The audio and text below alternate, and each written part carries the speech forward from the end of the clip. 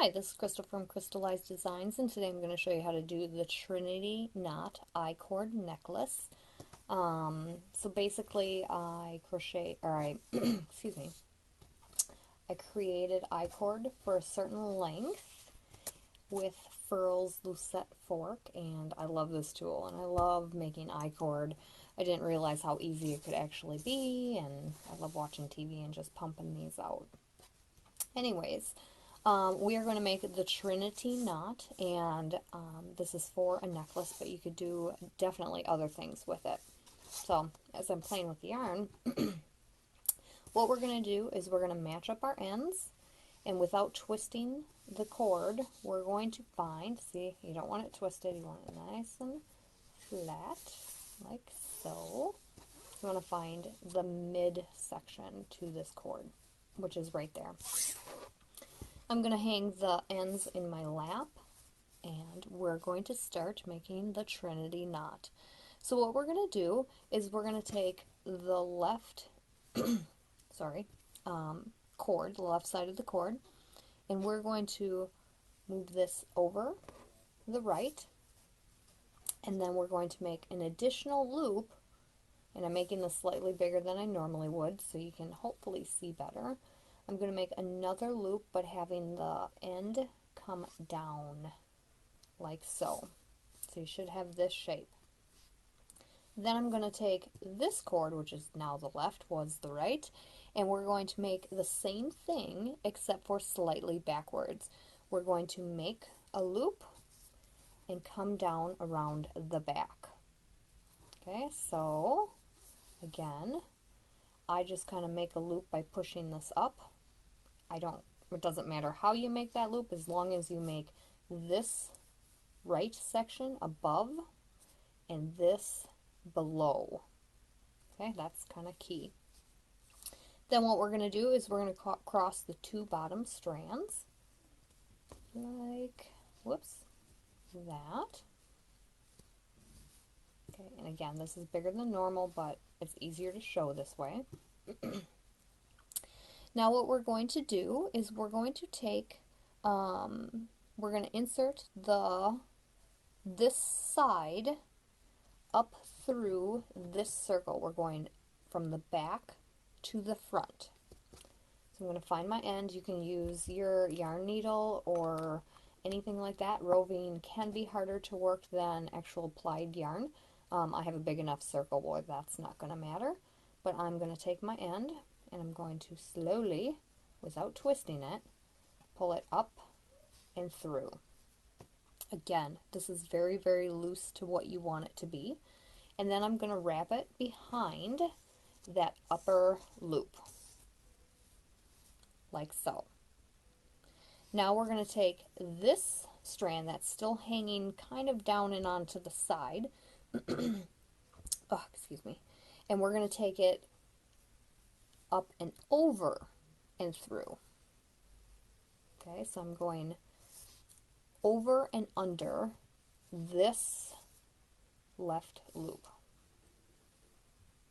like so. Okay, so that is that step. Then what we're going to do with the same working strand is we're going to go over, under, over. Okay, so I'm taking this strand that crosses like this, but I'm going over, under, over. Over, under, and over. And that's your Trinity knot. Doesn't look very fun though, so let's tighten this up. We're just going to pull on these end strands, and we're just going to tighten from the top down. This is a little easier to see because it varies in colors, so you can kind of see which strand is which. Again, you want them to be as flat as possible, and you do not have to do it as loose as I did it. It'll be a lot easier to tighten your cord without doing it as loose as I did. I just gotta hope that I'm pulling the right ones here. Yep. Okay, so we're getting a little bit more in shape. we have that upper one. I'm just going to pull this a little bit tighter. And let's see, we'll go this way, and this way, and this way. Oh, I think I pulled the wrong one. We will know soon, because if you pull the wrong one, you're going to have different lengths on your ends. So that is the Trinity knot. Now let's see how good I did. Oh, actually not bad at all.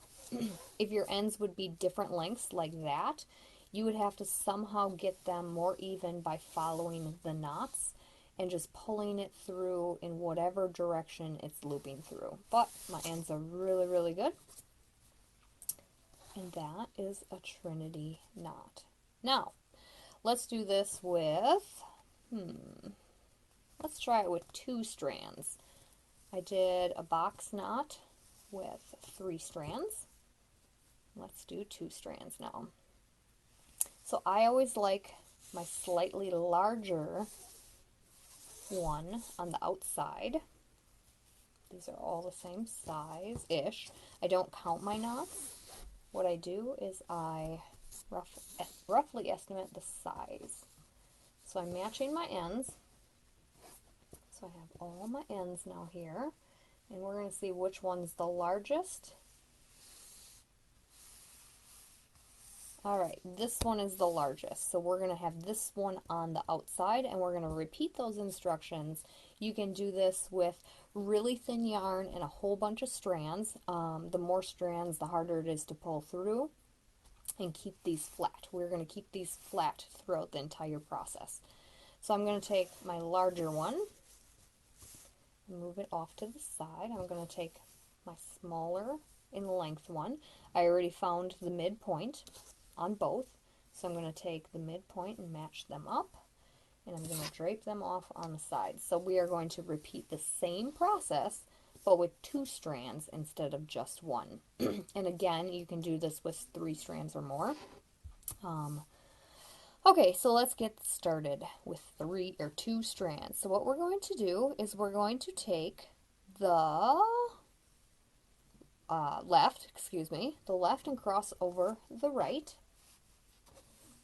like so. And I think I might do this a little bit smaller just so I don't have to tighten this as much as I did last time.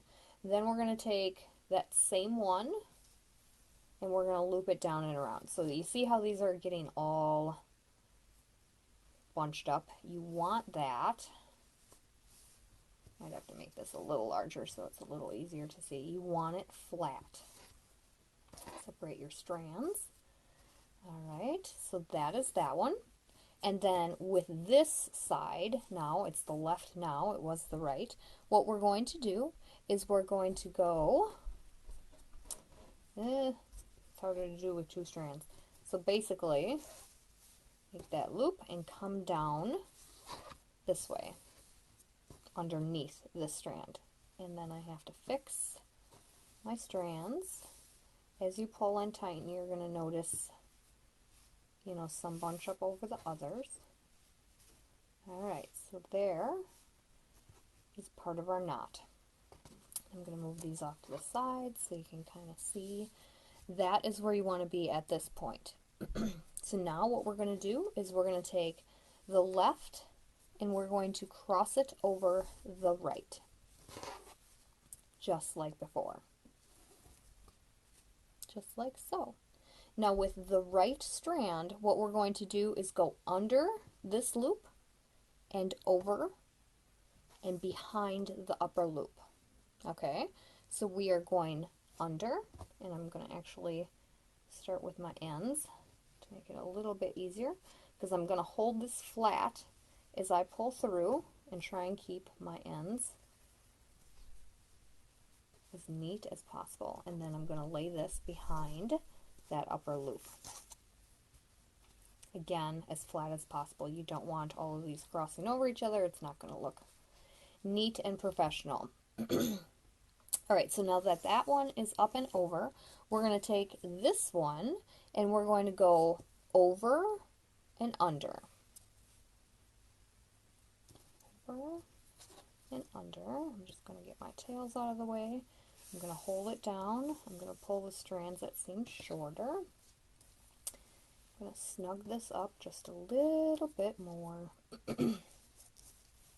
Alright, so now this strand that we just did, we are going to go over, under, and over.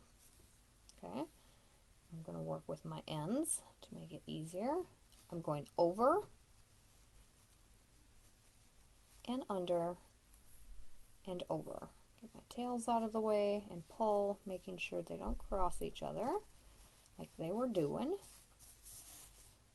And that is the Trinity knot. And I did pretty good on my ends. Now, with 2 strands, you want, it's going to be a thicker knot on the bottom instead of 1 strand. You definitely want to use larger strands unless you want like a choker, I guess. You could also tighten this up as much as possible, like I did with the other one. I'm starting at the center point. This was my center point, and I'm just slowly pulling it tighter, following the direction of the knots, making sure to keep both cords even,